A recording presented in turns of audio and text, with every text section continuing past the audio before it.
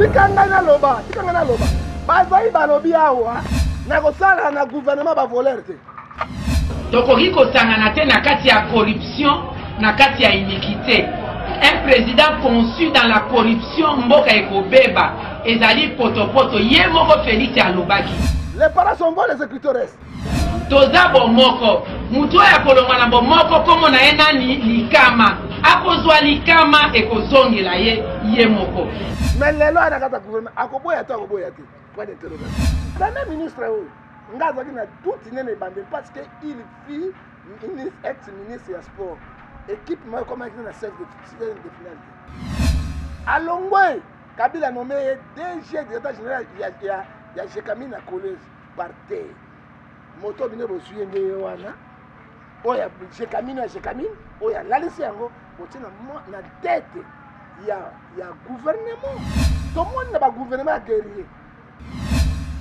Nous sommes déçus pourquoi? Ministre de la Défense, président, na makambo na est. Oyo, bazo katabiso, bazo boma, bazo konyokola biso ezaki mutu lokola. Alors gouvernement ya wariyu, balane de l'IS. Ya ba wariyu, hein? Ce que ya ba wariyu ya gouvernement ba ventilier. Parce que eloko moko ya malonga ekobima pour le peuple congolais exacté parce que mutu e bandaki mabe. Peuple kanisaki. Soki batue bango na gouvernement, ya ba guerrier mais président Saïso, ba Rwandais ba Burundais ba kobanga. Bato ba moki ba koti. Bato lokola papa Frank Tongo ba koti. Ba mama bazaiba. Hein? Ba mosusu wa toyo kaka bango ba koti ba ko ba. 47, c'est beaucoup. Et puis il y a le même système. Si nous voulons avoir Kabila Mutasa Vandana, Kabila Zali, mais le ministre Batie Bango est belé. Kabila. Yo est bien. Bah, il y a un peu premier ministre. Soit Kabila Kuna dans les millions. Petit nangai. Et là, comment vous changez? Les déceptions, si déception, Otoloba, Karaï, Vera. Pelé. C'est là où j'étais. Abonnez-vous gratuitement sur votre chaîne YouTube congodialogue.com. Abonnez-vous gratuitement sur votre chaîne YouTube congodialogue.com. Il y a Congo Dialogue photo solaka. congodialogue.com. Balobi yo nanga photo solo la. Soko ozali congolais ya solo et sengeli otala bobele Congo Dialogue. Donc mona awa bokozo ba émission ya kitoko ya émission ya culture ya kitoko pona mboka na biso.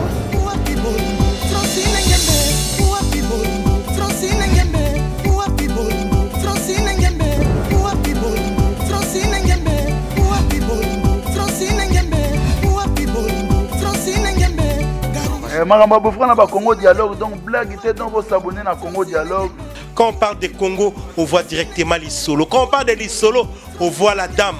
Ça dit que Madame Francine Ngembe, ça pour ça canon, yende mokonza ma solo. Pas Francine Ngembe, donc deux fois Maramba beaucoup donc Congo Dialogue, ça c'est moi kitoko. Puissance ya liloba eleki ya lisasi bandeko balandi topesi bino mbote bisika nyonso bokutami bino nyonso bozolanda biso na ngonga oyo nzoto esimbi te mais lokola tozaka esclave ya buloka ndenge tolobaka ndeko Steve Kambanga actualité ou rien toye penza awa wakaka na cadre ya obundela pe peuple congolais po muto abundelo azalaka te so mibundeli te toye koyamba prophète John Ngefa en réaction chaude juste après la sortie du gouvernement Samalou Konde, un gouvernement très attendu, presque 2 mois depuis qu'il a été nommé à la primature, c'est aujourd'hui qu'il a essayé quand même de nous donner la liste des warriors comme il avait promis. Ma guerrier va continuer au gouvernement, on ne sera pas très long par rapport à l'état de santé, mais juste là, tozaka na posa ya besoin ya réaction ya prophète du peuple potoyeba ndenge nini mambo ezokende prophète John Ngefa mbote na yo mbote ndeko Steve Kambanga kolo apambula yo lokuma zonga pe masanzoli nzambe amena biso na émission yo tolobaka vérité parce que moto na nzambe doit dire la vérité le sambo ozomona kolo apambula pona le sambo tokende rapide na komo na tata pe na mwana na molimo santo amen amen prophète John Ngefa yo zali moto lo ba vérité soki toye mangu malgré état de santé c'est parce que to ngai tozwa réaction na yo olobaki mingi na ba émission précédente gouvernement ngo ezobima te na ndima premier ministre te enfin atali ba émission na yo ayoki kolela na yo aye na gouvernement ya ba guerrier ba warrior oyo ye moko alobaki lelo gouvernement ya 47 membres ebimi esengo te. Bon, monsieur, ce qu'on a dit, gouvernement guerrier, nomination de premier ministre, il a dit nomination de le peuple congolais passe. Pourquoi? Au moins, Bible dit Somme 133, verset 1 à 4. Ma foute qui t'a dit et qui t'a demandé à faire. Ce qui peut m'umbisi, abandonner pour la gana mutu. Père Lolem. Na moto aya kufi et pour la liboso yango mais yango ndeziki sala zambe pe eziki sala moki premier ministre oyo ngazaki na toute nene bande parce que il fit ex ministre ya sport équipe moi comme il na chef de finale alongwe Kabila nommé DG directeur général ya Jekamine na collège par terre moto bine bo suyenge wana oya Jekamine oya lalisi yango na tête il y a gouvernement non ba beza pouvoir ba katange ilukamba katange fa qu'il soit remplacé par un katange ilukamba utawa maina makresi directeur chemin de fer directeur général chemin de fer makaki professeur na bango bazoka biloko epola wana bazuya sikoyo gouvernement ilukamba et porter peuple congolais nini ezali blocage à FCC non FCC pas na gouvernement tika kolobela ko wana mais oyo zo benga le premier ministre auti wana ali nyo secret ba kene infiltration ba kene ke belé ba zo ba poste gouvernemental donc ba juité ba kolongwa ba so ba mouvement na bango mosusu parce que nous connaissons les politiques congolaises, il faut dire la vérité hein papa il faut que la vérité ba suki wana tout le monde na ba gouvernement guerrier nous sommes déçus pourquoi ministre de la défense président na makambo za na est oyo bazo kata biso bazo boma bazo konyokola biso ezaki mutu lokola moki ya batie ministre ya défense nationale azata député monté likambo te papa hein akozala ta ministre ya défense Flaki Jongo wana pote ministre intérieur pokamati bazai ba wana ozomona wana pote ministre de décentralisation hein ba guerrier bango wana hein Zangia botier PSP beaucoup de ministres mazuzu ya affaires étrangères Zangia dans l'enseignement supérieur supérieur universitaire ouais to ba groupe ya ba guerrier ministre de la défense ancien soldat aza retraité général babi aza ba titre belé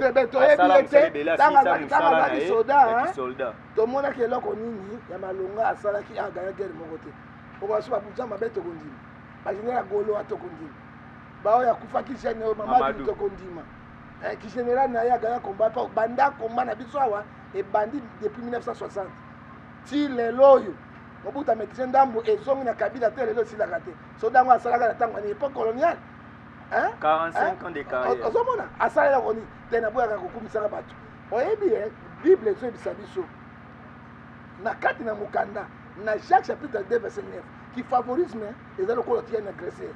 Hein? Si vous êtes OK, ils ont mon passe. Hein? Donc, il y a quoi à Nguba, bango ba lia nga ba pate de foi, ba charama. Aucun de konanga. Il faut tout le bel ko pour intérêt à peuple à beaucoup misate. Tout le monde est engouti. Alors, gouvernement ya wariyu, ba l'année de l'IS. Ya ba wariyu. Hein? Ce que ba wariyu ya gouvernement ba ventilier.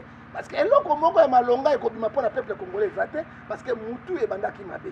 Peuple kanisaki soki batye bango na gouvernement ya bakere na président section ba Rwanda ba Burundi ba kobanga bato ba moki ya bakoti bato lokola papa Flaki Jongo bakoti ba mama bazaiba ba o mosusu wa to yoka bango bakoti ba kobangisa bango balingaki renouvellement de la classe politique babi bato déjà bilonyeye bani bato bana kondimela bango te bazwa bato bayebani te boye o ba sala sala déjà mena ndinga administration on a vu bisala ko moko économie congolaise à partir il faut défi pour retomber là ma matière première na biso est kende bazonga ba poche ya bato na mena katanga ba minéraux na poche ya bato mais Jean Lucien Boussa zongi na commerce yo kana bisa yo azala ki boso saki le côté na bumba kuna na mboka na sala le côté il cherche les intérêts propres na ba to otika bato te parce que l'article 58 de la constitution les matières premières na mai na banjete so bateki yango il faut partager équitablement. Hein? Oh, il y a un salaire de 2 500 000 $ par mois. Mais cela doit combien? À 80 $. Est-ce que c'est normal? C'est normal? Alors, ça, le gouvernement va se péditer. Dans le gouvernement, directement, je te donne l'exemple. Tant que Tshisekedi, comme premier ministre, Etienne, les défunts, que son âme repose en paix, il doit quitter Yango Moko, parce que le peuple a dit mais oh, il va nommer Yango, et Bimi, mais il doit quitter. Ce qui n'a dit, il n'a pas mais les lots pour un renouvellement en classe politique, il y a pour téléména ba prophète à Kala, le barabino pe boye na mpekasi kasi tout na bobangi nzambe. Mais les lots to moni bilenge ba koti le Rwanda comme il y a 27 ans, Aminata na Masia, Wazalaki na bureau d'âge, ndeko mwasi aza elenge, aza pe warrior, aye na mwa makasi na nzoto. Sala eloko te et n'a pas d'expérience. Vice ministre. Mboka lokola Congo, et papa. Et soyo apparemment. Olingi ngote hein. Banda tongo ti sikoyo bana nanga batiki mbongo kolia te loko tina koza gentil. Hein? Mais nous sommes payés un pays béni. N'a pas su exemple monsieur. De na bima ko sabino be mission ah na pe na mbongo te. Basu ba kolala na tiso mama na pesi bango te, basu na li papa mama kasi. Est-ce que c'est normal? Avec le gouvernement, mais ils ont raté moins de total et là le groupe électrogène, l'église. Et pas tu as même investisseur. OK. Hein? Tika ko sala papa tout le monde na misu za 7 mois. Kabila tika biso na pancarte yao. Hein? Ba pancarte yao ati ya c'est la modernité. Hein, tout le monde ngolo ko mokote. Moi je paie na ba discours politicien. C'est ba discours académique té. Discours politicien et ko kisama raté. Yango tout le monde était gouvernement, il fallait de ba technocrate expérimenté. Na pesi par exemple. Kazadi a été le président. Nicolas Kazadi. Badu Nicolas Kazadi avec 2 500 000 bâtiments na makal, na kendeki na makal. Autant ba frac jongo na ba akutaki. Nicolas Kazadi a sali 1 mois ba bimisa na présidence. Il a bâti ministre en finance. Il est expert babi atanga mambo. Na lobby a tiei ministre mais ndenge a 2 millions ba kutaki nini. Azaki expert na finance ya sol. Ba kanga ki na 2 500 000 l'argent de l'État. Et pourtant 2 500 000 portés disparus. Et si moi je te dis ceci. Président français a 15 000 $. Secrétaire général premier ministre. Hein? Na premier ministre a 14 $. 14 000. Président américain 36 000 $. Mais président africain 2 500 000. Pour le président français. A comme on a 2 500 000. Président français. Oyo Azali, Basalaka Minduki, Basalaka porte-avions, Basalaka, il a commencé sur le pays, il a 1000 milliards de réserves.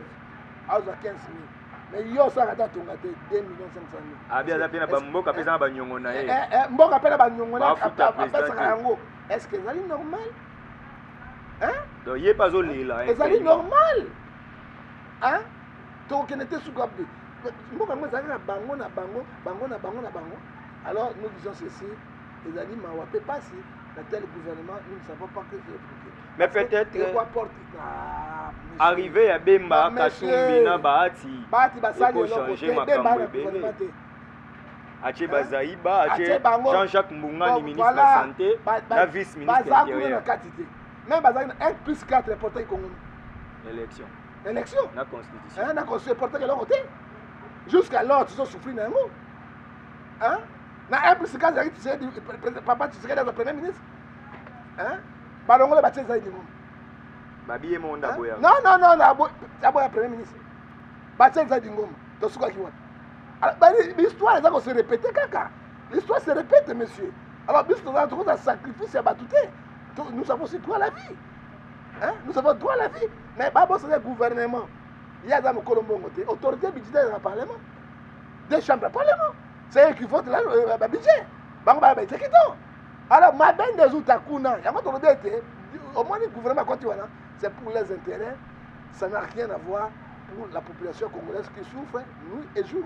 Maintenant, mon ipende qu'on a eu Guy Luandomboyo, abimi ministre de l'aménagement du territoire, déjà ça a eu œuvre sociale et belle, a foutu enseignant 5 mois, n'a pas, a salarié membre belle, école d'Équateur. Les lots, quand même ministre, ils ont loué. Mais oui, bah, Congazala qui est ministre PSP. Tout le monde école n'est pas de ma belle. Eh, aussi, il y a ça. mbongo azali kosala wana korécupérer batie pas récupérer mbongo na ye eloko agi alipa te. Moi je ne crois pas aux politiciens congolais. Opesi ozwi na gouvernement kena korécupérer. Moi je ne crois pas au gouvernement congolais. Prophète John Ngefa na autant ébélité. On parle aujourd'hui du gouvernement kaka mingi poto fanda wana le roi pe oza na moi temps ébélité pour ngai. Na lingi quand même o expliquer ba congolais. Le gouvernement oyo ekoti avec 47 tolongwe na 67. Donc 20 personnes balongwe. C'est 50 quelques. Te baza 47 ngam na peso information avant. Na 47 o bakoti. Est-ce que eza que ko diminuer moi dépenses ya l'état te? Na crise au za na o le 47 ou bien 55. Fa ba réduire même na 22. Même 19. Ba paye mo suba ça là. Pour ba mbongo wana ba dépenses wana ils ont na trésor public parce que trésor public ezali na réserve monétaire. 47 c'est beaucoup. Et puis il y a même système. Non mais vous avez belé quand même ba qui union sacrée belé et belé go ba mais rôle ba union sacrée pour ba ko ba poste wana. Tango bango ba raté, ba ka pona intérêt na bango Steve, ba ko panzana. Na zo bisayo ba ko panzana, moi je te dis. Mais là ba ça sur union sacrée. Bazaï bazana hein. Na lo ba na environnement. Ya kutaka ba makako bilongi na ba njete. Na vice président ko premier ministre ba sakalaka. Oya environnement. Bachak intérêt pour poste clé zali na tangela yo 6 postes clés république. 1 ministre intérieur. 2 il y a défense nationale. 3 il y a budget. 4 il y a économie. 5 il y a finance. 6 il y a décentralisation pour le Bérazaki. Décentralisation va sanction en intérieur. Mais même intérieur c'est bon parce que lokomoko yango wana. Ba ministre il y a environnement, au pêche, au agriculture. Hein? Mais après son amboka pas tous les pêches. Non, ils ont conflit entre gouverneur et vice-gouverneur. Prophète John Ngefa, lelo IDPS a renouvelé bango nyonso. Atikika ministre moko Yves Bikulu alaki na tourisme atie na jeunesse. Ba ministre tout IDPS basalaki ka mabe, balongwe, batiki ba. Yango on est sur conflit ezali entre IDPS hein na membre na bango na président Tshisekedi. Parce que le groupe Monso Baniko finit déjà président Tshisekedi. Baniko tele melango. Or que Tshisekedi président Aoudi na IDPS, malamu na mabenaye, il faut toujours soutenir l'élection 2023. Mais tant que comme il déstabiliser koloba mabena bango, o bazo salate, bozali ko mitimu la libulu na binomoko parce que il y a mi sato, il faut président Tshisekedi alongola bango parce que gouvernement bimi, il y a 4 personnes. C'est-à-dire il y a Moïse Katumbi, il y a Kabila, il y a Tshisekedi et puis il y a Union Sacrée. Oh, bino bolo tara Kabila mutasi avanda na. Kabila zali mais ba ministre ba tie bango ebele ya Kabila. Yo ebina ni kuna. Ba bien premier ministre Saudi. Premier ministre Saudi. Mais quand on parle de Moïse, on parle de Kabila. Moïse na Kabila ba kabwana. On yoli nga Moïse Kabila. Non, bango tu ba na ko Moïse abe congolais te. Azonga kuna na mboka na na Sirano, azonga kuna na Israël. Hein? Eh Moïse congolais. Lui n'est pas Katangé, ni mère ni père Katangé. Papa n'est Serrano, Azaki Juif. Na moni même ni la carte né à Rwanda. Non, il y a italien, non, il y a mini. Il a plusieurs nationalités. Maman n'est Azali, Aouti, na Mboka Kangami na Bango, na Zambie. Il n'est pas même 50%. Baton Souba, na par exemple, Baton Souba, il y a à Karanet, il y a comment va Congolais? Hein? Mais ce sont les Angolais. Mais il y a posa muntu, yo za mutu Équateur, bino pe boboto la baba pique même boka na bango. To ba to la pique même boka na biso. Non, mocho bazali. Bakolo mabele. Non, parce que Congo za yo. Non, Congo za biso bana forêt équatoriale, mais biso na territoire na biso, on nzambe pesa biso. Boboto la ba moncho. Tete, baba cho bolole na bango nga bilamba ko la to ba nga. Ba cha na bolole te. Ba ba nga otika mutakala, etali bango. Comment regretter que l'Équateur est vraiment représenté dans le gouvernement? C'est Équateur représenté. Aboaka yango bandaka. Ils ont côté na bango. Oyo basali. Basali ba côté na bango partage de pouvoir ya gâteau. Ils ont le gouvernement ya partage ya gâteau. Équateur aboaka yango bandaka. 5 chantiers à Kabila. Équateur azwa yango tambala mongo te. Akodanga Tshisekedi. Prophète John Ngefa, puisqu'on doit chuter déjà sur ces points, na brossera moi muke lelo ba ya marina en Assemblée nationale a déposé rapport na e na ba tanyo so sala na seni et musala na e komi na suka a ose la présidence sika o ya kobima o wa sala remise et reprise. Monique epesi mo espoir que élection en 2023. Élection en catholique a télé. Catholique a télé élection en 2023 nanga sali ma béni. Même là déposer bani na ye wana. Par rapport. Ngana gotala nanga na miso ngati parce que Congo so que komi boy frère. Na passe yo. Ils ont toujours na bureau moko ya seni. Ce sont les gens qui ne disent pas la vérité. Bah ça la programme la vérité. So to na passe yo bananga wana. Non babi ba auditer batala misala salaka mais ba misu ba tika kaka déjà déposé na kimia. Akene na ye ata ba auditer ba sa nanga ni ba tela prison. Ba sa nanga ni. Hein? Mais bananga ba binoko ba sala o. Hein? Papa Tshisekedi akufi na bakanda bananga. Hein? Nanga za mabele kuna za kufi na bakanda nanga. Hein? Hein? Ya malumalu. Nanga papa Tshisekedi reste kuna be azo beta malumalu ba biponda makuna na sa mabele grave. Parce que Batsai Kabila battu papa Tshisekedi en 2011. Voilà Ngoimulu. Hein? Ngoimulu nda. Aza en prison. Azo ta 20 ans 50 ans. Ke bakati les 3 ans. OK. OK. Nazo bisayo. Ya solo le pasteur. Pasteur appelé nani? Ya ça bosem. Est-ce que papa Tshisekedi penza Kabila penza mandefu apendo ko gagner besoin. Et puis Kabila ba bika Rwanda pas gagner Tshisekedi. Le père. Yo loba mama. Mais il est quoi? Il est azana ni Rwanda te. Ntabota mana ewa bo na fils. Fika tanga batumaka sasu ba finga. Ai bino bazala ba biso bino bazoba bazairwa Kabila aki Rwanda na bosala keni. Ngai biso Kabila Rwanda to longola Kabila. Ok na zoksi ba to longola Kabila sasu yo wana akomi mwi suki tu ekamiso nge kangama na kataraki. Yaka bozo sambwa. Mamno mo ko kateka ipa ba voisin. Mais voici que les prophètes du peuple fera bundira batu yoso. Kabila zalelo. Hein? Azante. Ozomona biloko banana. Mais yo lobi azan union sacrée. Oh. Zoe Kabila kuna nani anzambi nyo sakoyo. Ba petit nanga. Bible lobby. Deutéronome 28 verset 7. Ba ko ya lisanga nzela bo. Ba ko pandanzela sa. Lokola gouvernement bimi. Mwana na mwana benda. Kabunda ebisaki bango dans quelques jours. So ebele une semaine ba mandataire ba bima. Ba DG ba PCA ba entreprise. Ba bimi na gouvernement te ba patienter. Ba patienter parce que parler des gâteaux. Oya yo wa. Yo za licencié munene. Yo ko tia mutu bunade. Na mi balé. Ozo yango mi balé. Ozo mona. Eza ngana to ko polo lolo. Eza ka ndenge bazo kabola ka ba partage ya gâteau na bango. Nous disons non. Congo eza ya bision so. Tu vas kotikela ba tout. C'est mot final na ngango. Voilà, mot final puisqu'on doit citer mais jusqu'au bout et la nina Denis Lessi. Ngana c'est un problème té. Na ouais la démarrer yo abitika kombo na. Ngana Denis c'est un problème té. Avant de démarrer ngana pas to yebani. Oh. Yo bo intimidation bo. Na lobi to yebani na ba vrai prophète na ba faux prophète wana to yebani. Hein? Naza reconnaissant de Lessi. Ceux qui nazali guerrier nazali lo grâce à lui. Hein? Na malamu na mabena ina. Afoma yo belle na den après au komele terroriste. Voilà, ozalaki na ko tomboler air nyo sauté. Parce que ceux qui nazali bo, tozaki na foi. Moko abimate, c'est le sel de la mort de Jésus. C'est lui qui nous a formés. Tozaki neuf. Alors ce qu'ala ninzela na ye, c'est que la Bible c'est la démocratie. Hein? Na ko zalaka mabena koloba te. Motokola pena mokia. Na ko zanga poste. Donc pas tchada reconnaissant. Na lobi na pesa eza moto kwa mokia. Il faut tchada bon, biso ata bilanga ta agriculture. Hein? Ata botina la défense nationale. Moto kwa la Frank Diongo. Tom mata to kita. Bakabuni ba mitema mabe hein. Ba mitema mabe. Alors ba oui député ministère. Kana papa oui député nini. Ba kipaka bidoko wana. Monte Steve Mbika ya olela. Alela parce que ba ta son ba kiyete. Aye ba kite. Hein, lisanora chikoti kelomkemi.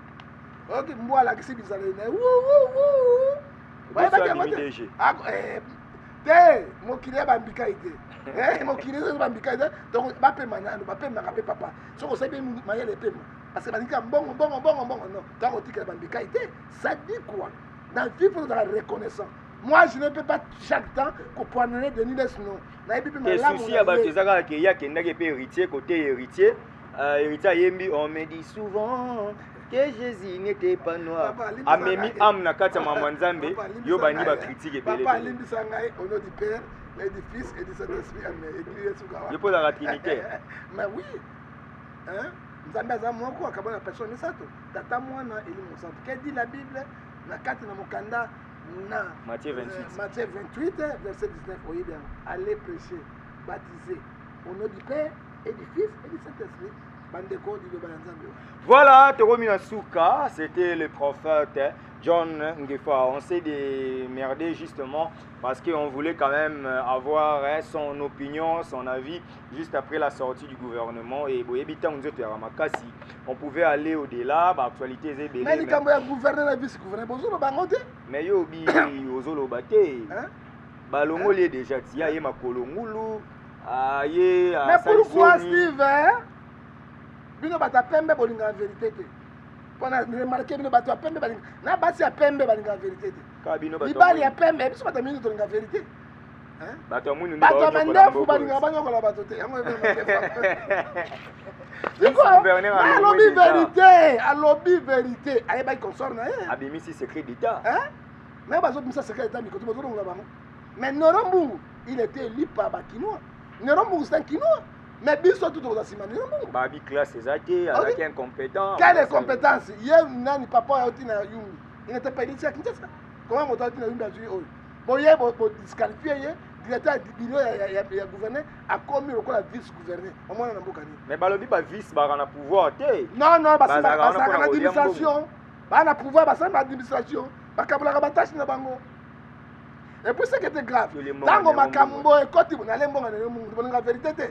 Tango makambo bebaka boy, makambo ko makaboy. Roi la ministre intérieur, il faut convoquer bango. Mais akoti ga siko. Bon, oya zaki bosa. Quand on a mis sur la signature. Bon, président de la République l'article 69 la constitution et PCN ça. Comme blâme. Et puis représentant de la République comme garant de la nation, il est sentinelle et il est aussi arbitre. L'article 69 de la constitution. Tango monimbo. Maintenant na longola ki bainde na mbandaka. C'était Kabila. Bainde na vice-gouverneur Simbakite.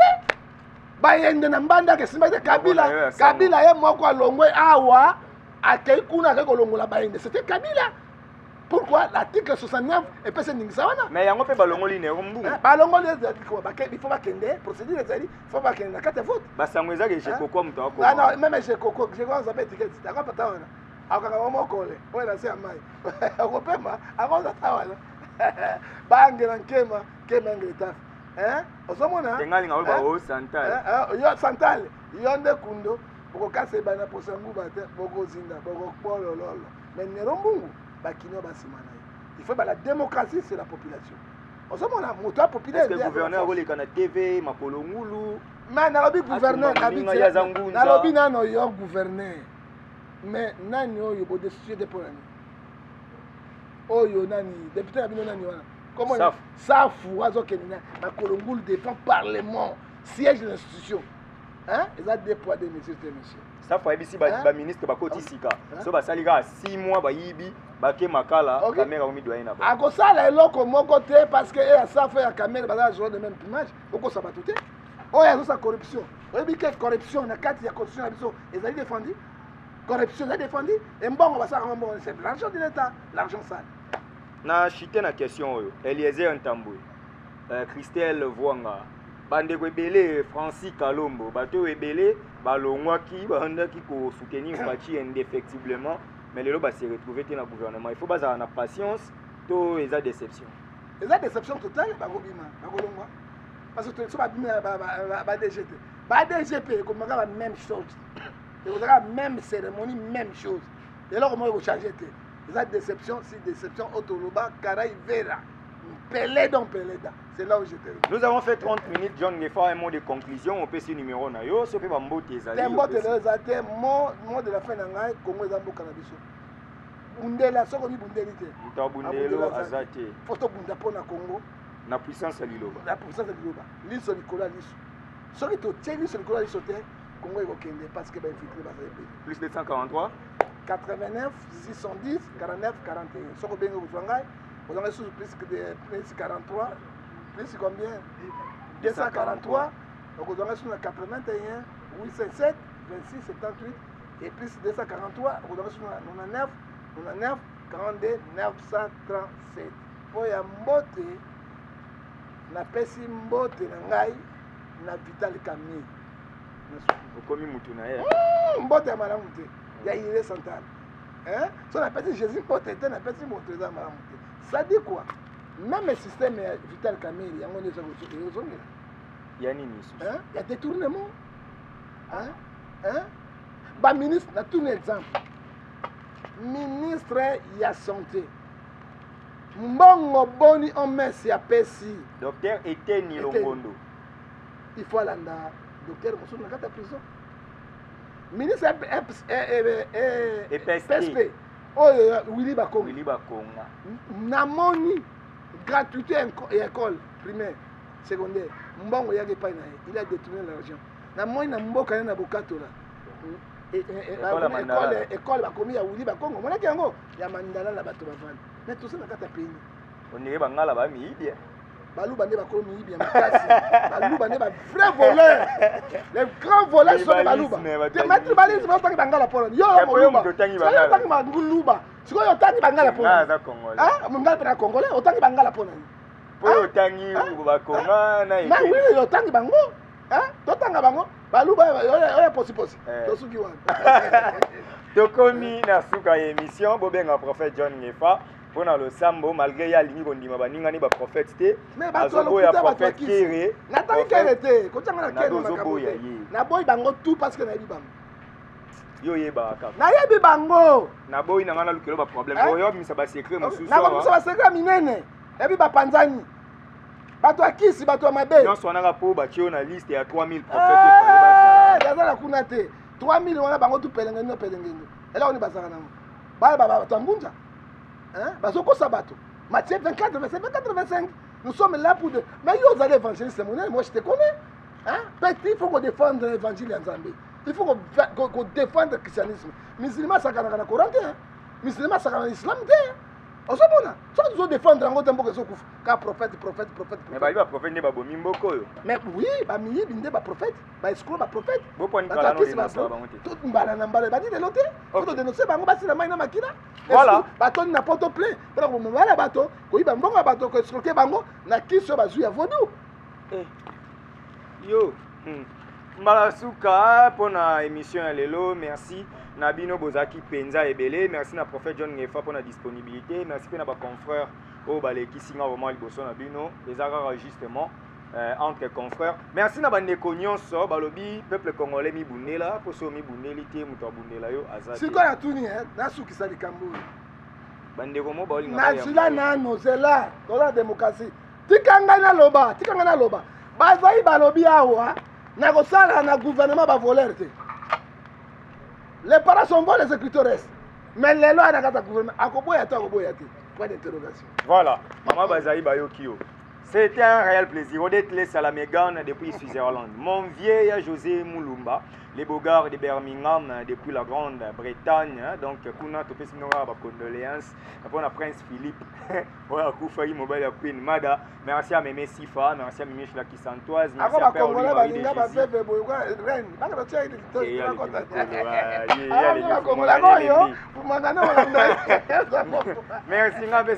Brigitte Ngefa Mouette. Et ça lit bien. Ok, Tokomi Nasuka, il y a émission. Puissance Yaliloba. Et qui est ça, c'est peuple congolais.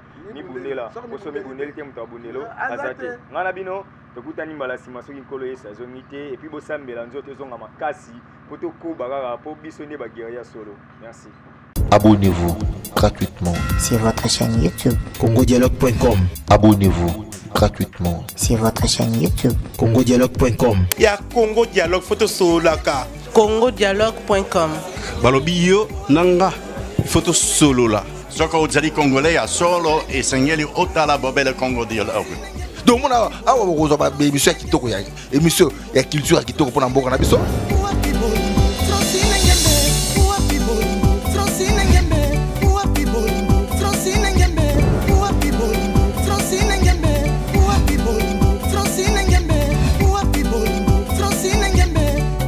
Makambo bofra na ba Congo Dialogue, donc blague était donc vous s'abonner na Congo Dialogue.